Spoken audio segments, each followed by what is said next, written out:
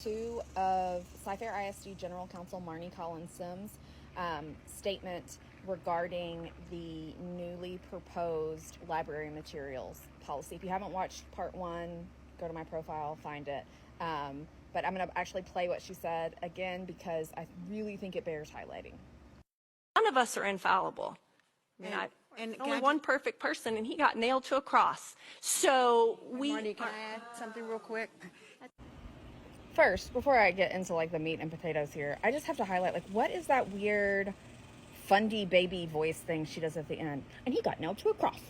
Like what I can't decide if it was like a weird fundy baby voice or if it was like condescending or maybe like both. Was she trying to be cutesy to cover the fact that she's being really like condescending and really crossing a line? I don't know.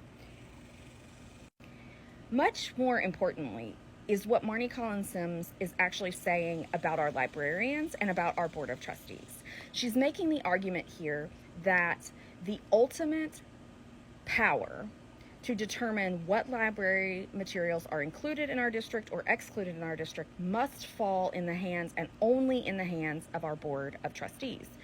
And her rationale for that argument is that, well, our librarians aren't perfect. They're not infallible.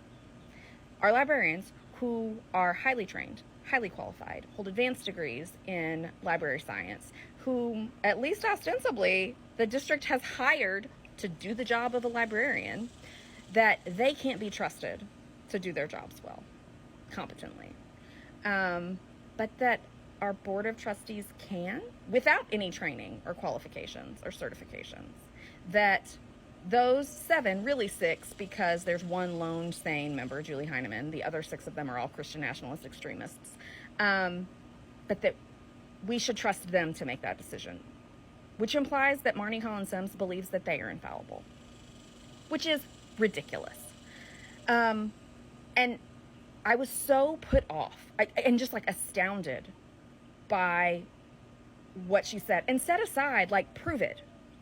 Prove that Jesus is real and he was the infallible Son of God. Prove it. Prove that in such a way that it would stand up in a court of law, Marney. And prove that your statement and that using that rationale to create district policy does not violate the Constitution, does not violate the separation of church and state. Prove that, Marney.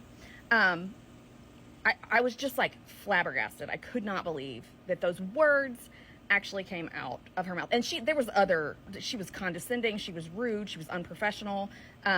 She's usually on the receiving end of that.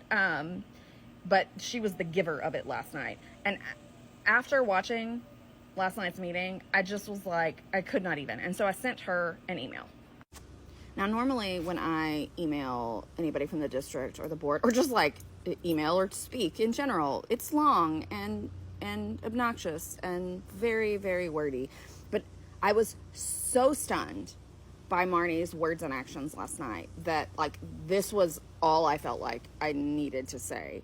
And really all I could fathom to say was shame on you. To which she replied, I have no idea what you're talking about, but if you would like to have a conversation with me, you're welcome to call me. No thanks.